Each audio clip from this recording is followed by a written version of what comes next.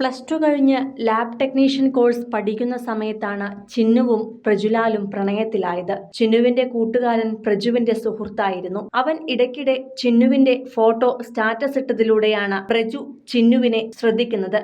പക്ഷെ അന്ന് ചിന്നു ടിക്ടോക്കിൽ സജീവമാണെന്നൊന്നും പ്രജുവിന് അറിയുമായിരുന്നില്ല. ഒരു ദിവസം കൂട്ടുകാരനോട് ചിന്നുവിനെ കുറിച്ചുള്ള വിവരങ്ങൾ തിരക്കിയപ്പോൾ തന്റെ കാമുകിയാണെന്നായിരുന്നു കൂട്ടുകാരന്റെ മറുപടി. അത് വെറുതെ പറഞ്ഞതാണെന്ന് മനസ്സിലായപ്പോഴാണ് പ്രജു ചിന്നുവിനെ നോക്കാൻ തുടങ്ങിയത്. പിന്നീട് ഒരു ദിവസം ടൗണിൽ വെച്ച് കണ്ടപ്പോൾ ചിന്നു പ്രജുവിനോട് സംസാരിക്കുകയും ചെയ്തു. അന്ന് നിറയെ സ്റ്റഡ് അടിച്ചിരുന്നു പ്രജു. ടാറ്റു അടിച്ചവരെയും സ്റ്റഡ് അടിച്ചിട്ടുള്ളവരെയും എല്ലാം ചിന്നു ഇഷ്ടപ്പെട്ടിരുന്ന കാലത്താണ് പ്രജുവിനെ കാണുന്നതും ഇഷ്ടപ്പെടുന്നതും. എന്നാൽ ആ സമയത്ത് പ്രജുവിന് ടൈം പാസിനായി മറ്റൊരു പ്രണയമുണ്ടായിരുന്നു. ആ കുട്ടിയെ ഒഴിവാക്കിയാണ് പ്രജുവും ചിന്നുവും പ്രണയത്തിലായത്. ഒരാഴ്ച സമയമെടുത്താണ് പ്രണയം പറഞ്ഞത്. ശേഷം അമ്മയോടാണ് പ്രണയത്തിന്റെ കാര്യം ആദ്യം വെളിപ്പെടുത്തിയത്. 1.5 വർഷത്തോളം പ്രണയിച്ച ശേഷമാണ് കല്യാണം കഴിച്ചത്. കൊറോണ സമയത്തായിരുന്നു ഇവരുടെ വിവാഹം. അന്ന് ചിന്നുവിന് 19ഉം പ്രജുവിന് 21 വയസ്സായിരുന്നു പ്രായം. 2 വയസ്സിന്റെ വ്യത്യാസം. വീട്ടിൽ പറയാതെയാണ് പ്രജു വിവാഹം കഴിച്ചത്. അച്ഛനും അദ്ദേഹത്തിന്റെ ബന്ധുക്കളുമെല്ലാം വിവാഹത്തിൽ പങ്കെടുക്കുവാൻ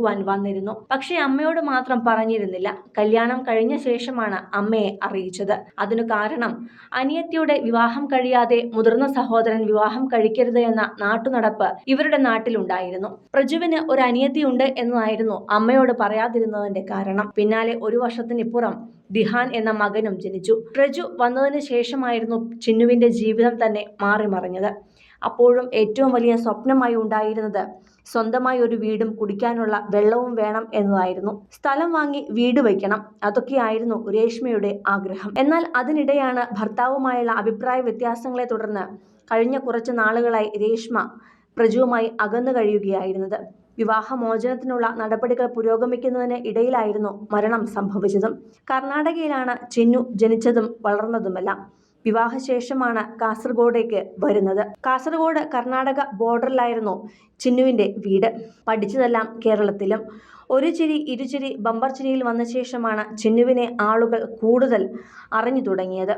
കാസർഗോഡ് ഭാഷ സംസാരിക്കുന്നു എന്നതുകൊണ്ടാണ് ഷോയിലേക്ക് അവസരം കിട്ടിയതും. ചിന്നുവിന്റെ ഒരു സുഹൃത്ത് ബമ്പർ ചിരിയുടെ പിന്നണിയിൽ പ്രവർത്തിക്കുന്നുണ്ടായിരുന്നു. വീട്ടിൽ ഒരു മുയലുണ്ടായിരുന്നു. അതിന്റെ പേരാണ് പാപ്പു. ടിക്ടോക്ക് തുടങ്ങിയപ്പോൾ തന്റെ പേരിനൊപ്പം പാപ്പു എന്നുകൂടി ചേർത്ത് ചിന്നു പാപ്പു എന്ന പേരിൽ സോഷ്യൽ മീഡിയയിൽ സജീവമാവുകയായിരുന്നു ചിന്നു ചെയ്തത്. ചിരിച്ചുകൊണ്ട് മാത്രം സംസാരിച്ചിരുന്ന ഒരാൾക്ക് ഇങ്ങനെയൊക്കെ ആത്മഹത്യ ചെയ്യാൻ കഴിയുമോ എന്നതായിരുന്നു രേഷ്മയുടെ മരണവാർത്ത അറിഞ്ഞപ്പോൾ എല്ലാവരും പ്രതികരിച്ചത്. 4 വയസ്സുകാരനായ മകനെ അച്ഛനെ ഏൽപ്പിച്ച് ഒരു വാടക ക്വാർട്ടേഴ്സിലായിരുന്നു ചിന്നു താമസിച്ചിരുന്നത്. അവിടെ വെച്ചാണ് ഇന്നലെ തിങ്കളാഴ്ച ഉച്ചയോടെ ചിന്നുവിന്റെ മരണം സംഭവിച്ചത്. രാവിലെ ജോലിക്ക് പോയ സുഹൃത്ത് പലതവണ വിളിച്ചിട്ടും രേഷ്മ പ്രതികരിച്ചിരുന്നില്ല. തുടർന്ന് കൂട്ടുകാരനെയും കൂട്ടി സുഹൃത്ത് വീട്ടിലെത്തിയപ്പോഴാണ് ആത്മഹത്യ ചെയ്ത നിലയിൽ രേഷ്മയെ കണ്ടെത്തിയത്. സിനിമ, ഫാഷൻ, ലൈഫ് സ്റ്റൈൽ വാർത്തകൾക്കായി മലയാളി ലൈഫ് സബ്സ്ക്രൈബ് ചെയ്യൂ.